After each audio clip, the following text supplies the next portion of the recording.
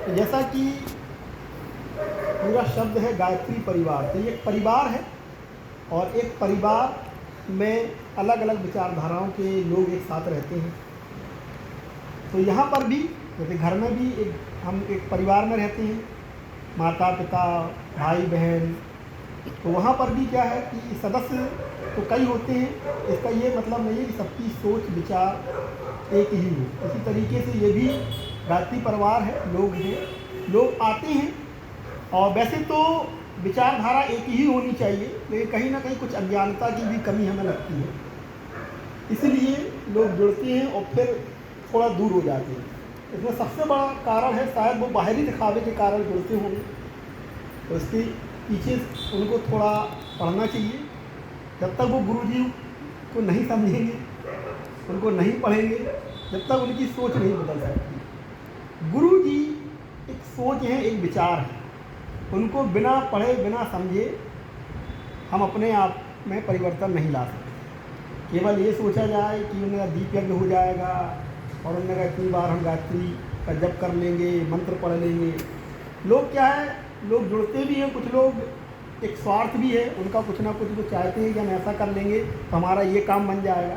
हर चीज़ को लोग पूजा पाठ के माध्यम से समझना चाहते हैं कि फलाना व्रत रख लो तो ये काम बन जाएगा, ऐसी पूजा कर लो ये काम बन जाएगा। लेकिन ऐसा हमारे गुरुजी ने, पंडित श्री राम शर्मा आचार्य जी ने कहीं नहीं कहा है कि आप ऐसा ऐसा करिए तो आपके बच्चे की नौकरी लग जाएगी, आपका स्वास्थ्य सही हो जाएगा। उन्होंने ये कहा है, उनका एक अटल वाक्य है कि हम बदलेंगे युग बदलेगा। उनका मिशन है कि 21वीं सदी उज्जवल भविष्य, जिसमें हमें अपने आप को बदलना है। हर नर के अंदर नारायण को हमें सिद्ध करना है, बैठाना है। तो नर के अंदर नारायण बैठ जाएगा तो बदलाव अपने आप आ जाएगा, और इसके लिए हमें अपने स्वार्थ को छोड़ना पड़ेगा। आज हमने व्हाट्सएप पे एक छोटा सा लेख पढ़ा जिससे हम बहुत ही ज़्यादा प्रभावित हुए, और उस लेख ने हमारी अंतरात्मा को भी झंझोड़ दिया। उस लेख का हम थोड़ा जिक्र करेंगे। लेख में ये था कि व्यक्ति, इंसान हर पल अपने स्वार्थ के बारे में सोचता है, और जब तक उसका स्वार्थ उसके साथ रहेगा वो अपने उद्देश्य में सफल नहीं होगा। स्वार्थ दो तरीके के हैं।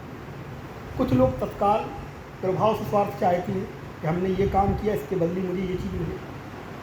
ये तो हुआ एक ऐसा स्वार्थ जो लोग समझ जाते हैं, लोगों को प्रतीत होता है, कुछ ना कुछ समय बाद ये स्वार्थ लोग समझने लगते हैं और दिखने लगता है। लेकिन एक उस लेख में जो एक दूसरा स्वार्थ था, उस स्वार्थ के बारे में हम जरूर चर्चा करेंगे। उसमें ये कहा गया कि कुछ लोग जो संपन्न होते हैं वो कहीं भंडारे करा रहे हैं, कहीं दान कर रहे हैं, कहीं ये काम कर रहे हैं, उनका भी एक बहुत बड़ा स्वार्थ है। वो लोग वो चाहते हैं कि हमें स्वर्ग की प्राप्ति हो, क्योंकि उन्होंने स्वर्ग की एक धारणा अपने मन में बिठा रखी है कि अगर हम अच्छे कर्म करेंगे तो हमें स्वर्ग मिलेगा। देखिए, कर्मों को तो महत्वता दी गई है, लेकिन आप कर्म के साथ साथ अपनी लालसा क्या रख रहे हैं, स्वर्ग जाने की। क्योंकि आपने ये सोच रखा है कि स्वर्ग में हम जाएंगे, वहाँ पर इतना सुंदर वातावरण होगा, वहाँ हमें ये सुविधाएं मिलेंगी। तो गुरुजी ने मतलब उस लेख में ये लिखा था, इस तरीके से वो लेख ये सारा कर रहा था कि जो लोग भी हैं दिखावे के लिए सत्कर्म कर रहे हैं, अच्छे कर्म कर रहे हैं, उसके पीछे भी उनकी मनसा क्या है कि हमें स्वर्ग की प्राप्ति हो। मतलब जब हमारा ये शरीर है, जब तक हम सात शरीर जीवित हैं, तब तो हम चाहते हैं कि ये भौतिक सुख मिल जाए, घर में एसी मिल जाए, गाड़ी मिल जाए, लड़की को नौकरी मिल जाए, तब ये स्वार्थ चलता है। लेकिन उसके बाद जब ये स्वार्थ की हम पूर्ति कर लेते हैं, उसके बाद हम अगले जन्म यानी मृत्यु के बाद वाला स्वार्थ भी हम देखते हैं। तो वो लेख यही कहीं ना कहीं इशारा कर रहा था कि जब तक ये स्वार्थ हमसे जुड़ा रहेगा तब तक हम ना अच्छे बन पाएंगे, हम दिखावा कितना भी कर लें। तो हमें बदलने की ज़रूरत है, और गुरुजी ने यही कहा था कि हम बदलेंगे युग बदलेगा। तो इसके लिए हमें अपना हर तरीके का स्वार्थ को पहले त्यागना पड़ेगा, तभी कहीं परिवर्तन आएगा। अन्यथा सब एक दिखावा है, ठीक है ना।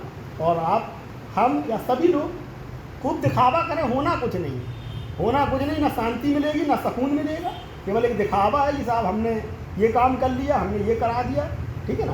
तो ये गलत है। गुरुजी का इस तरीके का कहीं पे कोई मिशन नहीं है। गुरुजी ने यही कहा है कि पहले अपने आप को बदलिए, ठीक है ना, सब कुछ बदल जाएगा। सभी साथियों को बहुत बढ़िया, बहुत बढ़िया, बहुत बढ़िया।